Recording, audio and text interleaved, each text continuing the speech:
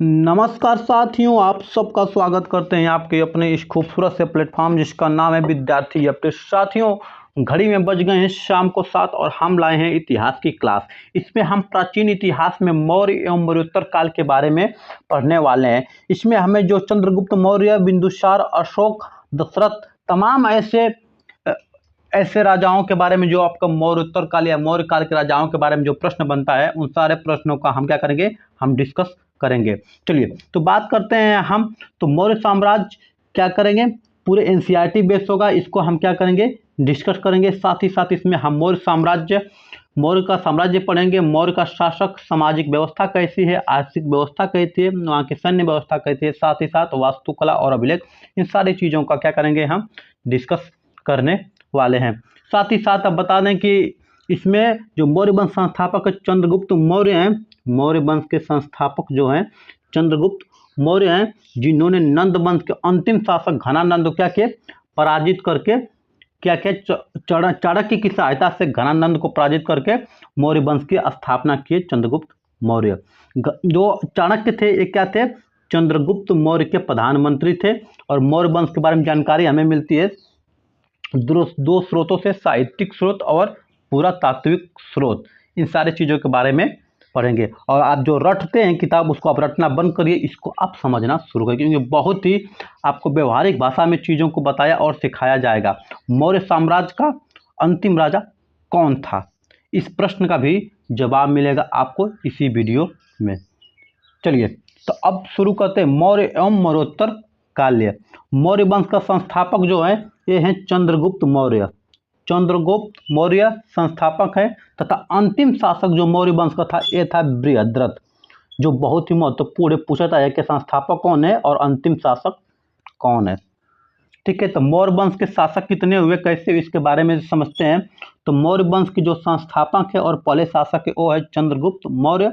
उसके बाद आए बिंदुसार, बिंदुसार के बाद आते हैं अशोक महान, इसके बाद आते हैं दशरथ, दशरथ के बाद आते हैं संप्रति, संप्रति के बाद आते हैं शालिशुक, शालिशुक के बाद आते हैं देववर्मन, इसके बाद आते हैं शतधन्वन, शतधन्वन आते हैं। और लास्ट में बृहद्रथ जो होते हैं मौर्य वंश के अंतिम शासक होते हैं। यहीं से मौर्य वंश का क्या होता है, आपका पतन हो जाता है। चलिए चंद्रगुप्त मौर्य के बारे में जो प्रश्न बनते हैं इसके बारे में थोड़ा हम समझते हैं। देखिए, अंतिम दिनों में जो जैन भिक्षु थे जिनका नाम था भद्रबाहु, भद्रबाहु किसी से बने और वहीं से क्या किए, जैन धर्म की दीक्षा लिए, जैन धर्म को मानने लगे। भद्रबाहु के साथ सरवड़ बेलगोला पर चले गए, सरवड़ बेलगोला जो पहाड़ी, इस पर चले गए और वहाँ पे 298 ईस्वी में संलेखना द्वारा शरीर का त्याग दिए। संलेखना का मतलब होता है उपवास विधि, संलेखना का मतलब होता है उपवास विधि, मतलब कि बिना कुछ खाए पिए क्या कि अपने प्राण को त्याग देना ही क्या है, जैन धर्म में संलेखना विधि है। तो किनसे शिक्षा लिए थे, भद्रबाहु से। कहाँ चलेंगे, श्रवण बेलगोला पर, और वहीं पर 298 ईस्वी में क्या किए, अपने शरीर को यानी कि अपने प्राण को त्याग देते हैं। कौन, चंद्रगुप्त मौर्य। चलिए आगे देखते हैं। सिकंदर के साम्राज्य के पूर्वी भाग के शासक सेल्यूकस और चंद्रगुप्त मौर्य की सेना के बीच 305 ईस्वी में युद्ध हुआ। सेल्यूकस ने मेगस्थनीज को चंद्रगुप्त के दरबार में भेजा था। सेल्यूकस ने किसको भेजा, मेगस्थनीज को, किसके दरबार में, चंद्रगुप्त दरबार में भेजा था। और मेगस्थनीज ने एक किताब की रचना की, इंडिका। इंडिका की रचना करने वाले कौन है, मेगस्थनीज है। ग्रंथ लिखा जो मूल रूप से उपलब्ध नहीं है, लेकिन आपके परीक्षा में प्रश्न बनते हैं कि मेगस्थनीज की इंडिका की रचना करने वाले कौन थे। तो एक क्या थे, मेगस्थनीज। मेगस्थनीज ने, सेल्यूकस ने किसको भेजा था, मेगस्थनीज को भेजा था चंद्रगुप्त मौर्य के बारे में। और वो आए तो भारत के बारे में, यहाँ के बारे में चीज़ों को लिखना शुरू करे, जिस किताब का नाम था इंडिका। चलिए अब मेगस्थनीज के अनुसार हम समझते हैं मौर्य साम्राज्य का नाम था सेंडोकट्स। जो मेगस्थनीज के अनुसार मौर्य साम्राज्य के नाम का सेंडोकट्स था। और मौर्य साम्राज्य की राजधानी का क्या थी, पोलीव्रोथा इसकी राजधानी थी। और मेगस्थनीज के अनुसार सोना निकालने वाली चीटियां का जिक्र है। सोना निकालने वाले क्या थे, निकालने वाली चीटी थी, इनका जिक्र कौन करता है, मेगस्थनीज के अनुसार है। और इनके अनुसार दास प्रथा नहीं थी, मौर्य साम्राज्य में दास प्रथा नहीं थी और यहाँ पे लेखन कला का अभाव था, यानी कि लिखने वाले साहित्यकार लोग नहीं थे। और भारत में अकाल नहीं पड़ता था। जो मेगास्थनीज इनके अनुसार क्या था, भारत में अकाल कभी नहीं पड़ता था। ये इनके अनुसार क्या है, मौर्य साम्राज्य का परिदृश्य है इनके अनुसार, जो आपके परीक्षा में प्रश्न बनते हैं। चलिए तो अब बात करते हैं। चलिए तो मेगास्थनीज के अनुसार भारत के 7 प्रकार की जातियां पाई जाती है। मेगास्थनीज के अनुसार भारत में 7 प्रकार की जातियां पाई जाती है। एक पहला दार्शनिक, दूसरा है कृषक, इसके बाद है पशुपालक, यानी कि जो दार्शनिक, कृषक में जो खेती करने वाले, पशुपालक जो पशुओं को रखने वाले हैं, कारीगर में जो चीज़ों को बनाने वाले हैं, और योद्धा जो लड़ाई करने वाले हैं। निरीक्षक का मतलब होता है जो कोई चीज़ों का निरीक्षण करते हैं, देख रेख करते हैं। और सभासद क्या होते हैं, जो अधिकारी होते हैं, जो अपना क्या करते हैं, नियम बनाते हैं। इसके बाद बात करें चंद्रगुप्त मौर्य का प्रधानमंत्री तथा पुरोहित था कौटिल्य, जिसको हम चाणक्य भी कहते हैं या विष्णुगुप्त भी कहते हैं। चंद्रगुप्त का मौर्य का जो प्रधानमंत्री था कौटिल्य, विष्णुगुप्त, चाणक्य, तीनों एक ही व्यक्ति का नाम है। कौटिल्य ने राज शासन के ऊपर प्रसिद्ध ग्रंथ लिखा जिसका नाम है अर्थशास्त्र, यानी कि अर्थशास्त्र के भी रचयिता कौन है, चाणक्य हैं। अर्थशास्त्र ही भारत का प्रथम क्या है, राजनीतिक ग्रंथ, यानी कि राज्य को चलाने के लिए पहला जो ग्रंथ लिखा था इसका नाम था अर्थशास्त्र। इसको लिखने वाले जो व्यक्ति थे इनका नाम था कौटिल्य या चाणक्य, इन्होंने लिखा था। इसी को क्या कहा, पहला राजनीतिक ग्रंथ कहा जाता है। चलिए इसके बाद हम बात करें सप्तांग सिद्धांत, जो आपके परीक्षा में प्रश्न बनते हैं सप्तांग सिद्धांत से। चलिए इसमें राजा क्या था, शीश के समान। आमत्य का मतलब राजा की आंखें। जनपद मतलब क्या होता है, राज्य की जंघाएं। जनपद का मतलब राज्य की जंघाएं। दुर्ग का मतलब होता है राज्य की भुजाएं। ये क्या है, मौर्य काल के सिद्धांत है। कोष का मतलब राज के मुख, मतलब कोष में पैसा रखा जाता है तो राजा के मुख। दंड का मतलब राजा का मस्तिष्क, क्योंकि राजा अपने मस्तिष्क से क्या का दंड देता है। और मित्र का मतलब राजा का कान, क्योंकि राजा अपने मित्र रखता था जो उनकी खुफिया जानकारी देते थे। चलिए फिर इसके बाद हम आगे डिस्कस करें। बिंदुसार ने सीरिया के शासक एंटियोकस से 3 वस्तुओं क्या किए थे, मांग की थी। 3 वस्तु कौन, एक मीठी मदिरा की मांग किए थे, दूसरा क्या है सूखी अंजीर, और तीसरा है एक दार्शनिक की मांग की थी। बिंदुसार ने सीरिया के शासक एंटियोकस से 3 वस्तुओं की मांग की, मीठी मदिरा, सूखी अंजीर और एक दार्शनिक की मांग की थी। चलिए तो आगे हम समझते हैं अशोक के बारे में। जो अशोक से जो आपके प्रश्न बनते हैं उन सारी चीज़ों के बारे में समझते हैं। देखिए अशोक से जो हमारा प्रश्न बनने वाला है, अशोक से पहले पूछा अशोक कार्यकाल कितना था, तो 273 ईसा पूर्व से 232 ईसा पूर्व तो इनका कार्यकाल था। इनकी माता का नाम था सुभद्रांगी, पिता का नाम था बिंदुसार। अशोक के पिता का नाम बिंदुसार और प्रचलित नाम था देवांश प्रियदर्शी इनका प्रचलित नाम था। राज्याभिषेक होता है 269 ईसा पूर्व में राज्यारोहण के 4 वर्ष बाद। जब राज्यारोहण होता है इसके 4 साल बाद इनका क्या होता है, राज्याभिषेक होता है। जो आपको जो सन होता है, सन आपको याद करना 269 ईसा पूर्व में। और बात करते हैं अभिलेख की भाषा क्या थी। प्राकृत भाषा में अभिलेख लिखे जाते थे। अभिलेख की जो लिपि थी, किस लिपि में लिखे जाते हैं, तो ये ब्राह्मी लिपि थी, खरोष्टी लिपि थी और अरमाइक लिपि थी और यूनानी लिपि थी। जो हम और आप हिंदी लिख और पढ़ रहे हैं ये हमारे क्या है, देवनागरी लिपि है। ये हमारे क्या है, देवनागरी लिपि है। ऐसे लिपि का मतलब होता है लिखना, मतलब जिस तरह लिखा जाता है उसी को लिपि कहते हैं। तो अशोक के अभिलेख 3-4 लिपियों में लिखे जाते हैं, ब्राह्मी, खरोष्टी, अरमाइक और यूनानी। अशोक का जो नाम है, अशोक का नाम का उल्लेख कहाँ मिलता है, मास्की, गुर्जरा, नेतुर और उदय गोलम अभिलेख में। ये सारा अभिलेख का नाम है मास्की, गुर्जरा, नेतुर और उदय गोलम अभिलेख में यहाँ अशोक का नाम मिलता है। अशोक जितने अभिलेख, इन सारे अभिलेखों के बारे में भी हम इसी क्लास में डिस्कस करने वाले हैं। चलिए अशोक के बारे में पढ़े। इसके बाद अशोक के अभिलेखों का विभाजन, जो इनका अभिलेख है इनका विभाजन कैसे हुआ इसके बारे में भी हम समझ लेते हैं। अशोक के तीन अभिलेख शिलालेख और स्तंभ लेख और गुहा लेख। शिलालेख का मतलब क्या होता है, जो चीज़ें क्या होती है ऐसे पट होते पत्थर इसी पर लिखे होते हैं, इसे क्या कहते हैं शिलालेख कहते हैं। स्तंभ लेख मतलब इसी को खड़ा रहेगा, इसी को कहते हैं स्तंभ लेख। गुहा लेख मतलब कि जो गुफाओं में लिखे जाते थे, गुफाओं की दीवारों पर, उसे क्या कहते हैं गुहा लेख।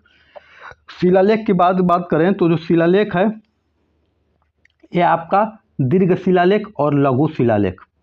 दीर्घ शिलालेख की कुल संख्या क्या है 14 है, जो 10 स्थानों से प्राप्त है। दीर्घ शिलालेख की संख्या 14 है जो 10 स्थानों से प्राप्त, इसके बारे में हम विस्तार से डिस्कस करेंगे। इसके बाद हम बात करें स्तंभ लेख। स्तंभ लेख इनके साथ हैं जो लौरिया अर्राज है, दूसरा है लौरिया नंदनगढ़ और रामपुरवा अभिलेख और स्तंभ लेख। इसके बाद चौथा है दिल्ली का टोपरा अभिलेख स्तंभ लेख, और पांचवा है दिल्ली का मेरठ अभिलेख, और छठवां है प्रयाग अभिलेख प्रयाग स्तंभ लेख, और सातवां है संकिसा।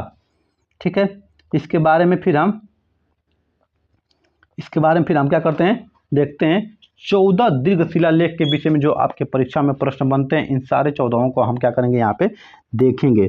जो पहला अभिलेख है इसमें कहा गया है कि जीवों का हत्या निषेध, यानी कि आप किसी भी जीव को हत्या नहीं कर सकते।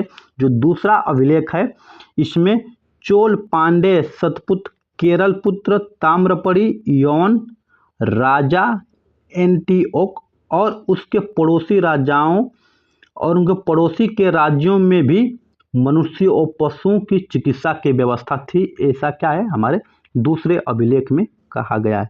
बात करते हैं तीसरे शिलालेख की, तो तीसरे शिलालेख में क्या है, युक्त रज्जुक व प्रादेशिक नामक 3 नए अधिकारियों की नियुक्ति के बारे में बात करता है तीसरा दीर्घ शिलालेख। चौथा है भेरी घोष धम्म घोष, भेरी घोष को धम्म घोष में बदल दिया गया, ये चौथे शिलालेख में कहा गया है। बात करें पांचवा, तो राजाभिषेक के 13वें वर्ष धम्म महापात्रों की नियुक्ति की गई। धम्म महापात्र मतलब जो बौद्ध धर्म का क्या करेंगे प्रचार प्रसार करेंगे, ये क्या है इनको राज्याभिषेक के 13 वर्ष बाद क्या क्या महापात्रों की नियुक्ति की गई। अब बात करते हैं छठवां के अभिलेख में क्या है शिलालेख में, प्रतिवेदकों को प्रजा का हाल बताने का आदेश। यानी जो प्रतिवेदक है यानी कि जो लोग राजा के कर्मचारी, ये लोग क्या करें प्रजा के हाल बताएंगे, प्रजा दुखी है सुखी है क्या परेशानी है। इसके बाद सातवां है सभी संप्रदाय के लोग सब जगह निवास करें, यानी कि कोई भी व्यक्ति कहीं भी निवास कर सकता है, कोई इस पर रोक टोक नहीं है। आठवां शिलालेख के बारे में यहाँ अशोक द्वारा धम्म यात्राओं को प्रारंभ किया, मतलब कि 8वें शिलालेख में लिखा गया है कि अशोक ने क्या धम्म यात्राओं का प्रारंभ किया, यानी कि बौद्ध धर्म के प्रचार के लिए इन्होंने यात्रा करना शुरू कर दिया। 9वां के बाद धम्म मंगलम यानी कि सर्वश्रेष्ठ घोषित कर दिया कि धम्म मंगल क्या है सर्वश्रेष्ठ, सबसे श्रेष्ठ है। इसके बाद 10वें में है धम्म नीति की श्रेष्ठता पर बल। 10वें अभिलेख में क्या है धम्म नीति की श्रेष्ठता पर बल। और 11वें में क्या है धम्म दान का उल्लेख, मतलब धम्म मतलब होता है कि बौद्ध धर्म के लिए क्या करना दान देना। 12वें में क्या है धार्मिक सहिष्णुता पर बल। धार्मिक सहिष्णुता का मतलब धर्म के आधार पर किसी भी व्यक्ति के साथ भेदभाव, किसी व्यक्ति के साथ ऊंच नीच न करना, किसी व्यक्ति के साथ धर्म के हिसाब से भेदभाव घृणा न करना, वही क्या है वही है हमारा धार्मिक सहिष्णुता। 13वां अभिलेख में कलिंग विजय यानी कि 261 वेरी वेरी इंपॉर्टेंट आपका 13वां अभिलेख है। कलिंग की विजय के बारे में बात करें 261 ईसा पूर्व में वर्णन किया गया है, और इसमें क्या है 5 यौन राजाओं का उल्लेख है। 5 में कौन कौन है चोल है, पांडे हैं, सतीपुत्र है, केरल पुत्र एवं ताम्रपरी, इन राजाओं का उल्लेख मिलता है 13वें शिलालेख में, जो 261 ईसा पूर्व का वर्णन है कलिंग विजय। चलिए बात करते 14 है सभी लेखों हेतु तो उपसंहार के स्वरूप में क्या है 14वां शिलालेख। आप इसको बहुत ही अच्छे से आप नोट कर लीजिए। अगर नोट नहीं करना चाहते तो आपको इस क्लास का PDF आपको मिलेगा आपके अपने चैनल पे, जिसका नाम है विद्यार्थी अपडेट, जो आपका क्या है टेलीग्राम चैनल है, वीडियो के डिस्क्रिप्शन में मिलेगा, आप वहाँ से प्राप्त कर सकते हैं। अगर आप किसी भी परीक्षा की तैयारी कर रहे हैं तो आपके लिए वीडियो बहुत ही महत्वपूर्ण होने वाली है। ये क्लास बिल्कुल जीरो से शुरू किया गया है। आपको पूरी एनसीईआरटी एकदम जीरो से आपको शुरू किया गया है। आप प्लेलिस्ट जाएंगे तो वहाँ का आपका हिस्ट्री का प्लेलिस्ट मिलेगा, जहाँ जीरो से शिखर तक लिखा है, शून्य शिखर तक। आप वहाँ जाके हर एक वीडियो को देख और पढ़ सकते हैं। चलिए, दीर्घ 14 जो दीर्घ शिलालेख है, इसके प्राप्ति स्थल कहाँ है, कहाँ से प्राप्त हुए हैं और अवस्थित कहाँ किया गया है। ठीक है, बात करते हैं गिरनार। गिरनार क्या है, जूनागढ़ गुजरात। प्राप्ति क्या है, गिरनार का अवस्थित कहाँ है इस समय, जूनागढ़ गुजरात में। और शाहबाजगढ़ी की बात की जो शिलालेख है, इसका कहाँ अवस्थित है, ये है पेशावर पाकिस्तान में। अगर धौली की बात करें, धौली क्या है, पूरी उड़ीसा में अवस्थित है धौली शिलालेख। जौगढ़ की बात करें तो ये क्या है, गंजाम उड़ीसा में अवस्थित है। कौन सा शिलालेख, जौगढ़। कालसी की बात करें तो कालसी क्या है, देहरादून उत्तराखंड में अवस्थित है। देहरादून उत्तराखंड में अवस्थित है कालसी। सोपारा शिलालेख कहाँ है, थारे महाराष्ट्र में। थारे महाराष्ट्र में सोपारा है। और मानसेहरा जो शिलालेख है, ये हाजरा पाकिस्तान में क्या है, अवस्थित है। और एरगुड़ी कहाँ है शिलालेख, ये आपका है कर्नूल आंध्र प्रदेश में क्या है, एरगुड़ी शिलालेख। अब बात करते हैं कंधार के बारे में, तो कंधार कहाँ है शिलालेख, पाकिस्तान में है। और सन्नती की बात करें तो सन्नती कहाँ है, गुलबर्गा कर्नाटका में अवस्थित है। आपको यहाँ से भी प्रश्न बहुत बार पूछे जा चुके हैं, यहाँ तक यूपीएससी बीपीएससी जैसे बड़े एग्जामों में यहाँ से आपके प्रश्न पूछे जा रहे हैं। चलिए, बात करते हैं 13वें शिलालेख में वही जो 5 राजाएं हैं, जिसको हम लोग क्या करेंगे, जानेंगे, क्योंकि यहीं से आपका प्रश्न बनता है। जो 13 शिलालेख है, इसमें 5 यवन राजा का वर्णन किया गया है। और देश, किस देश के कौन से यवन राजा हैं, तो बात करते हैं मिस्र देश के टालमी फिलाडेल्फस जो द्वितीय तुर्मय है, द्वितीय क्या है, तुर्मय है। और दूसरा देश है एपिरस। यहाँ क्या है, अलेक्जेंडर अलेक्सुंदर। ठीक है, अलेक्जेंडर यानी कि अलेक्सुंदर यवन राजा है। तीसरा देश आपका है साइरिन में मैगस हैं, जिनको मग भी कहा जाता है। ये किस देश से हैं, साइरिन देश से हैं। और बात करें मेसिडोनिया के जो यवन राजा हैं, इनका नाम है एंटीगोनस गोनाट्स आतंकित। ठीक है, ये कहाँ के, मेसिडोनिया के है कि एंटीगोनस गोनाट्स। एक बात है सीरिया, जो वेरी वेरी इंपॉर्टेंट है, बहुत ही महत्वपूर्ण है। आपके प्रश्न बहुत बार सीरिया से पूछा गया है। जो सीरिया देश है, इसके यवन राजा कौन है, इसके यवन राजा है एंटियोकस द्वितीय यानी कि अंतियोक क्या है, यहाँ के राजा हैं। आप इसको बहुत ही महत्वपूर्ण, इसको आप नोट कर लीजिए। चलिए, बात करते हैं मौर्य प्रशासन की जो इकाई है, ये मौर्य प्रशासन की इकाई क्या है, इसके बारे में थोड़ा डिस्कस करते हैं। चलिए, मौर्य साम्राज्य की जो प्रांत है, उपराजा द्वारा नियंत्रित, जो प्रांत था उपराजा द्वारा नियंत्रित होता था। और जो मंडल था, मंडल प्रदेष्टा का मतलब प्रदेष्टा द्वारा क्या होता है, मंडल को नियंत्रित किया जाता है। यानी कि जो प्रदेश के जो मुख्य लोग हैं, ये क्या करते हैं, मंडल को नियंत्रित करते थे। आहार का जो विषय है, आहार का विषय यानी खाने वाला, ये विषयपति द्वारा, एक विषयपति अधिकारी थे, इनके अंडर में था आहार का विषय। जो स्थानीय का मतलब होता है 800 ग्रामों का जो एक समूह होता है, उसी को क्या कहते हैं, स्थानीय कहते हैं। द्रोणमुख में 400 गांवों का समूह आता है द्रोणमुख, और 800 गांवों का समूह स्थानीय। खरवाटिक में 200 ग्रामों का समूह आता है। और बात करें संग्रहण की बात करें तो इसमें 10 गांवों का क्या होता है, समूह आता है। और जो ग्राम होती है, ग्राम सबसे छोटी इकाई है, ये बहुत ही महत्वपूर्ण है। ये आपको याद करना है कि स्थानीय में कितने गांव रहेंगे, द्रोणमुख में कितने गांव रहेंगे, खरवाटिक में कितने गांव रहेंगे, और संग्रहण में कितने गांव रहेंगे। चलिए, और बात करते हैं महत्वपूर्ण पदाधिकारी। किस पद पे कौन अधिकारी था, उनका नाम क्या था, इसके बारे में थोड़ा हम जान लेते हैं। चलिए देखिए, जो कृपा अध्यक्ष थे ये वन विभाग के अध्यक्ष थे। कुप्या अध्यक्ष वन विभाग के अध्यक्ष थे। जो सीता अध्यक्ष थे ये थे कृषि विभाग के अध्यक्ष को क्या कहा था, सीता अध्यक्ष कहा जाता था। और विविता अध्यक्ष मतलब चारागाहों एवं पशु सुरक्षा के जो अध्यक्ष थे इन्हें कहा जाता था विविता अध्यक्ष। और सूना अध्यक्ष ये बूचड़ खानों के अध्यक्ष थे। बूचड़ खानों का मतलब होता है जहाँ पे पशुओं को क्या करता है, उनको काटा जाता है, उन्हीं को क्या कहते हैं, बूचड़ खाने। तो जो उनके अध्यक्ष थे इनका नाम था सूना अध्यक्ष। पांड्या अध्यक्ष कौन थे, ये वाणिज्य विभाग के अध्यक्ष। वाणिज्य का मतलब होता है कॉमर्स, कॉमर्स का मतलब जो लेखा जोखा होता है, इनके बारे में जो अध्यक्ष थे, ठीक है, इनको कहा था पांड्या अध्यक्ष। एक होता है पौतवा अध्यक्ष। पौतवा अध्यक्ष जो माप तोल होते इसके जो विभाग की देख रेख करते थे, यानी कि माप तोल विभाग के दो अध्यक्ष थे, इनको कहा था पौतवा अध्यक्ष, यानी कि माप तोल करने वाला।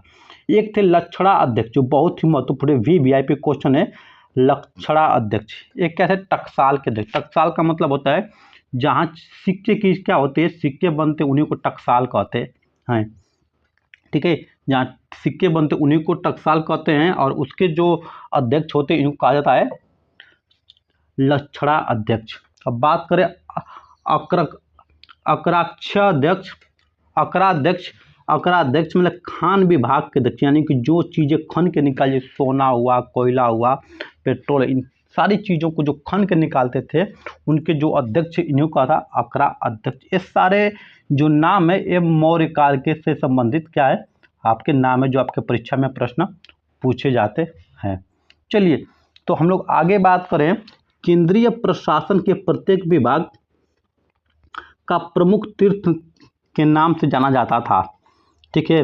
18 है और इनकी मतलब किस नाम से जाना जाता था, कौन सा राजा को क्या कहते थे, पुरोहित को क्या कहते थे, ठीक है, मंत्री को क्या कहते थे, कोषाध्यक्ष को क्या कहते थे, फौजदारी को क्या कहते थे, ठीक है, और राजा के जो निजी प्रमुख है वन विभाग वाले को, इन सारी चीज़ों को मंत्री को क्या कहते हैं, इन सारी चीज़ों के बारे में भी प्रश्न आपके वनडे एग्जाम में पूछा जाता है। तो हम इसको भी छोड़ेंगे नहीं, इसको भी बहुत ही ध्यानपूर्वक और बहुत ही धैर्य से चीज़ों को देखेंगे और अपने बुक में नोट करते चलेंगे।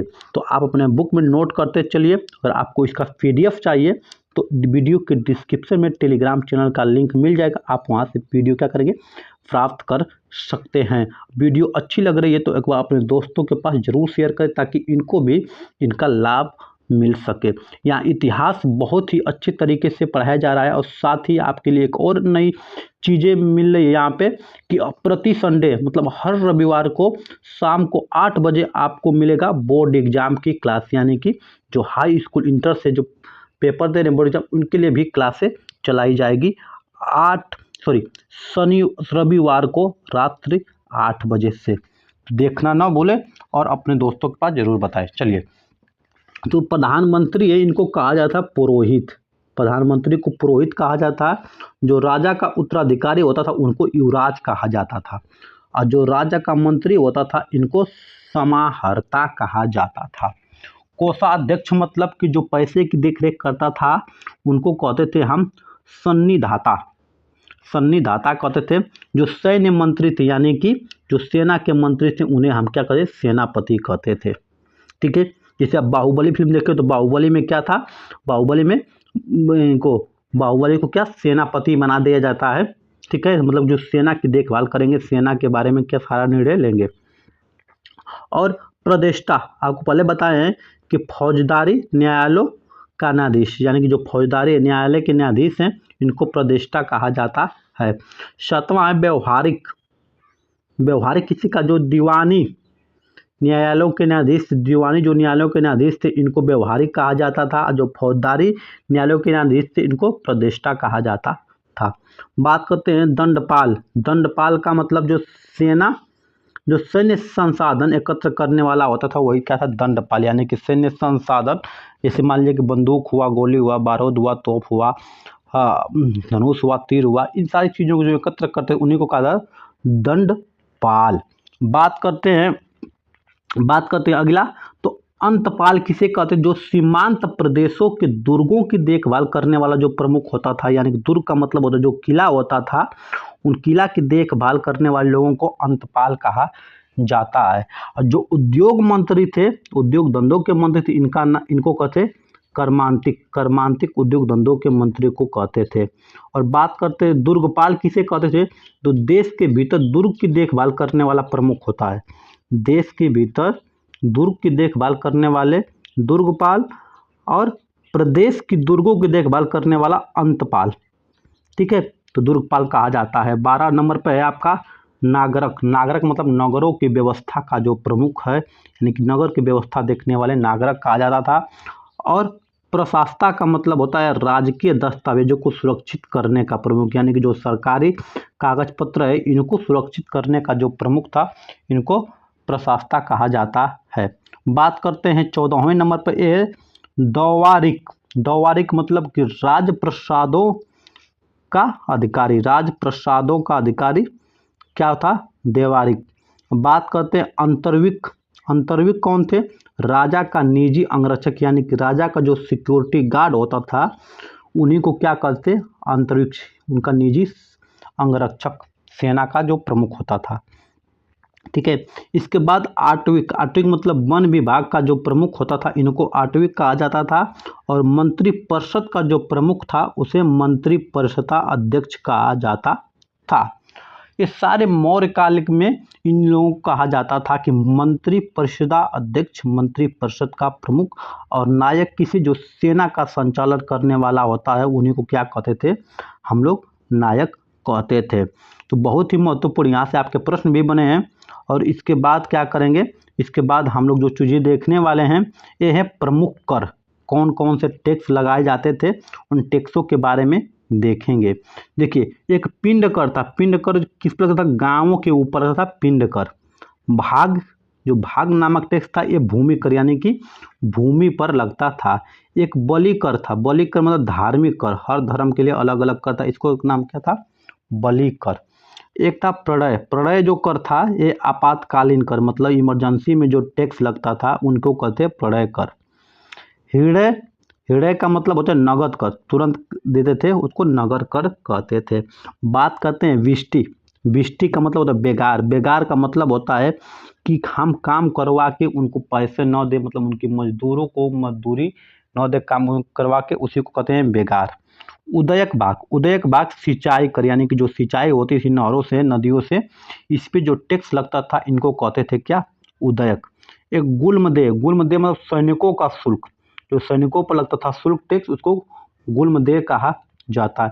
इसमें जो बहुत ही महत्वपूर्ण है भाग वाला, बहुत ही महत्वपूर्ण है। और एक है क्या? बलि वाला, यानी कि धार्मिक कर, बहुत ही महत्वपूर्ण है। इसको आप क्या करेंगे? बहुत ही अच्छे से देखेंगे। और एक उदयक।